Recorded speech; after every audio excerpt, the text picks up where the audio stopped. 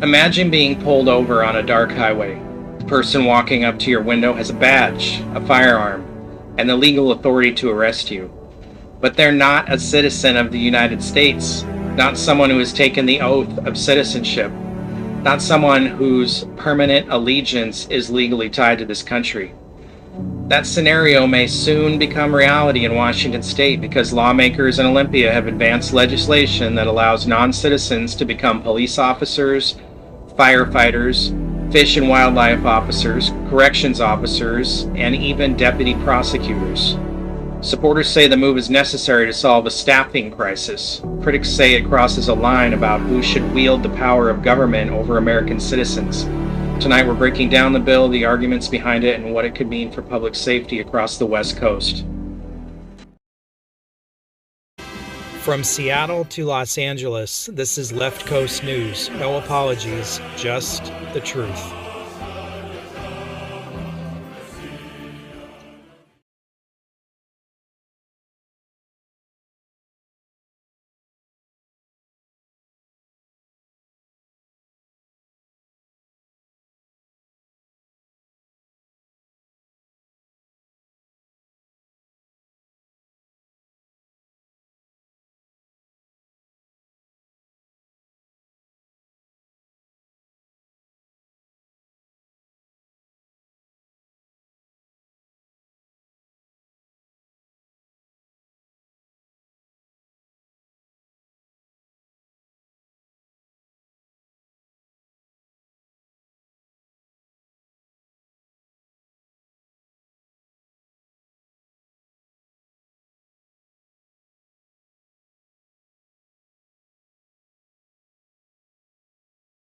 Welcome back to Left Coast News, where we break down the policies shaping Washington, Oregon, and California.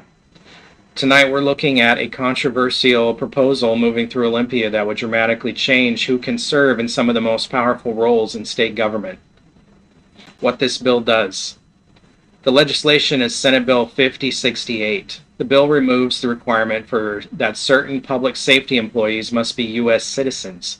Instead, it allows anyone legally authorized to work in the United States to hold these positions.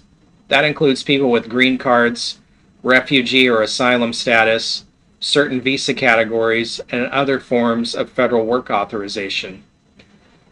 And the list of jobs affected is significant. Under this bill, non-citizens could potentially serve as police officers, sheriff's deputies, corrections officers, fish and wildlife enforcement officers, firefighters, employees within the prosecuting attorney's office, including deputy prosecutors. These aren't symbolic positions. These are jobs that carry real government authority. The power of the state. Law enforcement officers wield some of the most serious authority a government can exercise. They can detain you, search you, use force against you, and take away your freedom. That authority has traditionally been tied to citizenship and allegiance to the United States. The reasoning has always been simple. Police officers are enforcing the laws of the nation and the Constitution. Critics of this bill argue that those powers should remain in the hands of people who have formally committed themselves to the country through citizenship. Supporters respond that many legal residents already serve their communities and can be just as committed to public service. The firearms question. There's also a legal wrinkle that has caught people's attention. Federal firearm law places certain restrictions on gun possession for some categories of non-citizens. Yet police officers must carry firearms as part of their job. So critics argue that Washington lawmakers are willing to create exceptions when government employees need guns, while simultaneously passing some of the strictest gun restrictions in the country for all of us ordinary citizens. That contradiction has fueled criticism from the Second Amendment advocates and constitutional conservatives across the state. Why supporters say it's necessary. Supporters of this bill say the change is about recruitment and staffing shortages. We all know that ain't true.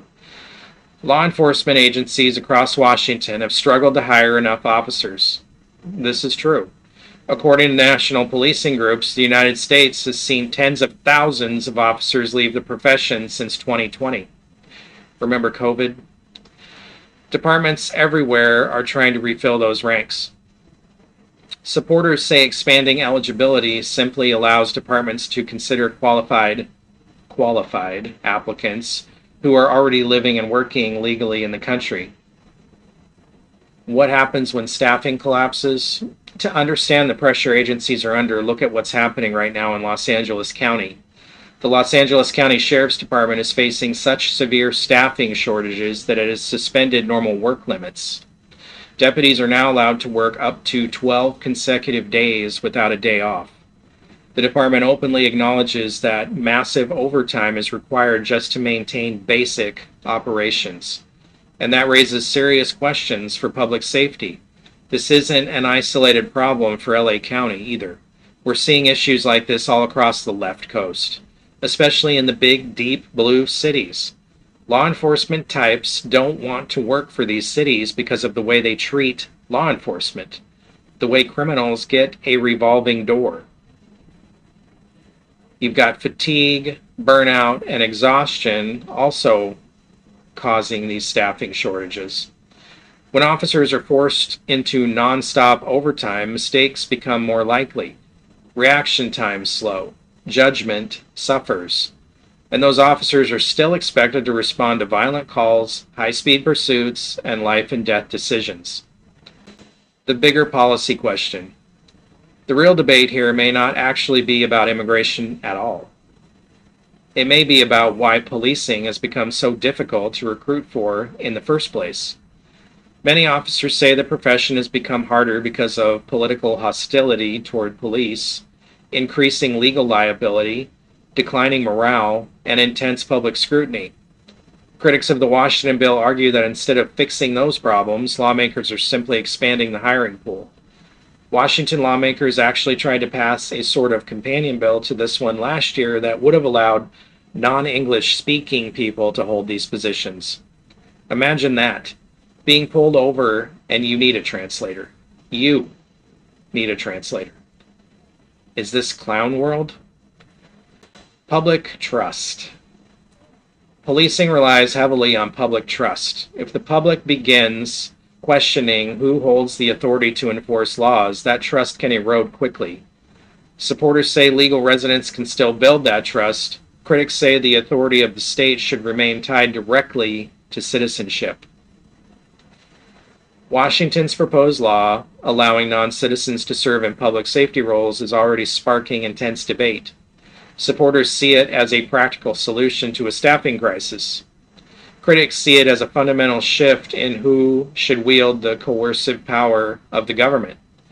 As agencies across the country struggle to recruit officers, this debate is likely to spread far beyond Washington state.